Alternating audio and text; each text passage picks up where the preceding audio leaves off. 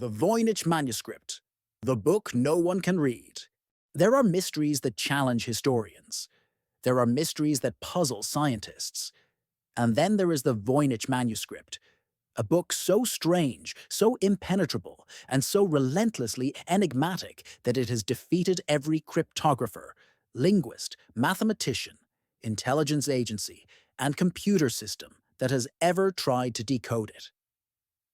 This is the story of the world's most mysterious book, a manuscript that seems to belong everywhere and nowhere at once.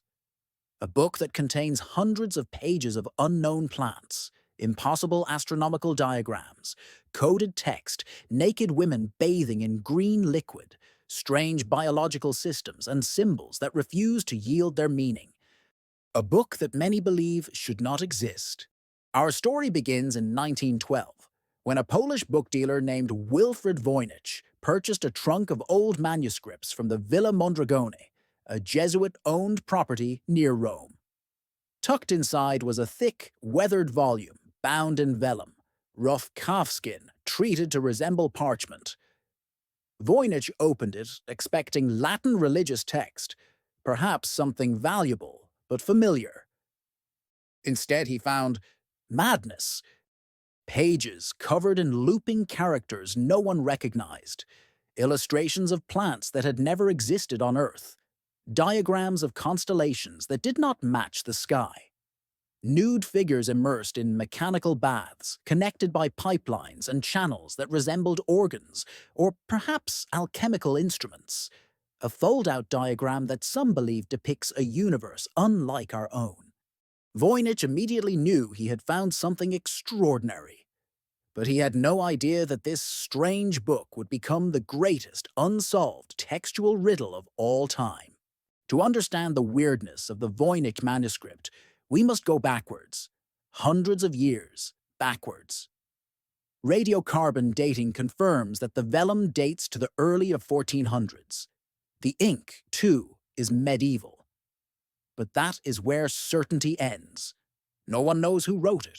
No one knows why. And no one knows what the words say. The text is written in an unknown script, sometimes called Voynichese. It resembles a language. There is structure, repetition, grammar-like behavior, but not one that exists anywhere in human history. Some characters appear often, others rarely. The script flows smoothly from left to right, indicating the author was fluent. Yet there are no crossings out, no corrections, no smudges, as if the writer already knew every line before the pen touched the page. Cryptographers have spent decades analyzing patterns. They found something disturbing. The text behaves like real language, but not exactly. It is too clean, too statistically perfect, more orderly than natural human speech. Some experts believe it is an invented language. Others believe it is an encoded cipher. A few argue it is gibberish, but the manuscript refuses to collapse into any of these boxes. And then there are the illustrations. The botanical section shows dozens of plants with roots, leaves, stems, and none of them match anything that grows on Earth. The astronomical section contains zodiac signs, but distorted, warped, or paired with unknown symbols. The cosmological section includes fold-out diagrams of circular systems that resemble maps of alternate realities. The biological section shows naked women in tubes, pipes, and pools of green liquid, some connected to mechanical organs or strange anatomical devices. The pharmaceutical section displays containers, roots, and compounds that defy identification. The manuscript's existence is not the only mystery. The deeper question is, what kind of mind creates a book like this? Let us step back to the 1400s, a time of alchemy, mysticism, and early science. Some theories suggest that the manuscript was the work of a lone genius, a scholar who sought to record forbidden knowledge in a code that only the worthy could decipher. Others think it was produced by an esoteric order, a secret brotherhood guarding lost knowledge. And then there are those who whisper about origins even more unsettling, that the author may have been documenting observations or concepts not meant for human understanding. For centuries, the manuscript vanished from historical record until it resurfaced in the court of the Holy Roman Emperor, Rudolf II, in the late 1500s.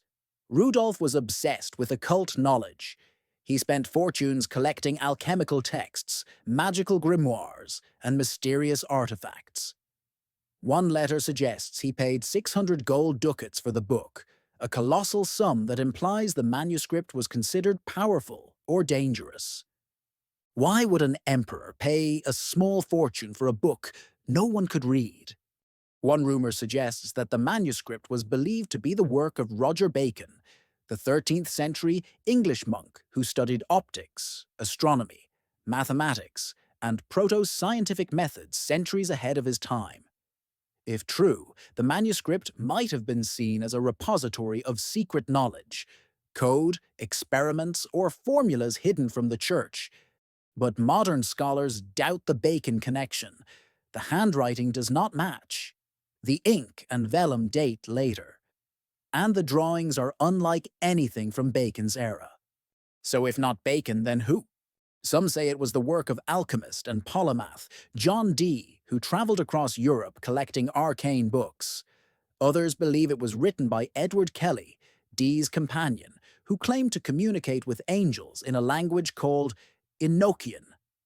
There are similarities, strange glyphs, fluid grammar, otherworldly diagrams, but no proof. And then comes the scientific analysis. Computational linguistics suggests the text might encode multiple layers of meaning. Some computer models detect patterns similar to natural languages like Hebrew or Hungarian. Others detect patterns that look artificially engineered.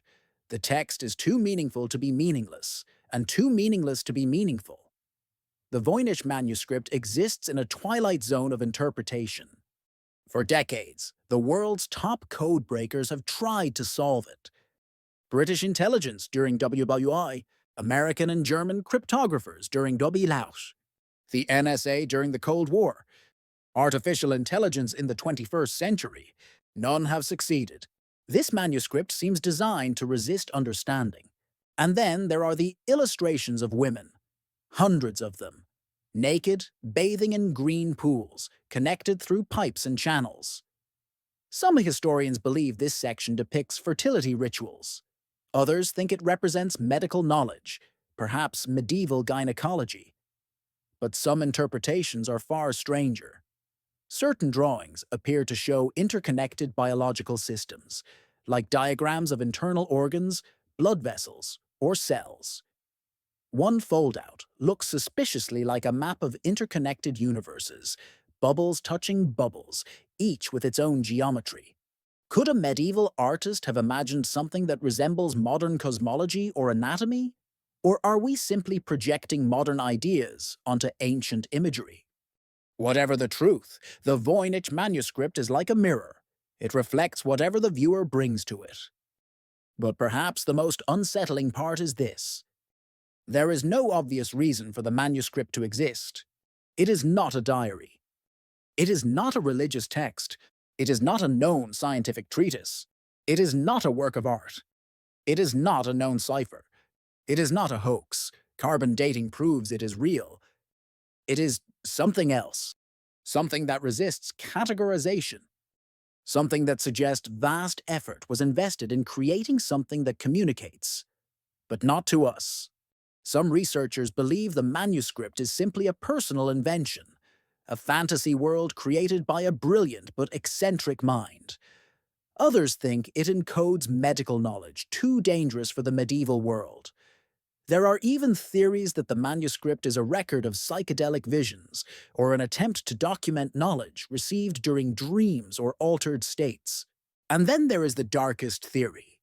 What if the manuscript is not meant to be read by humans at all? Some symbols resemble natural patterns, spiral growth, branching roots, cellular networks, astronomical cycles.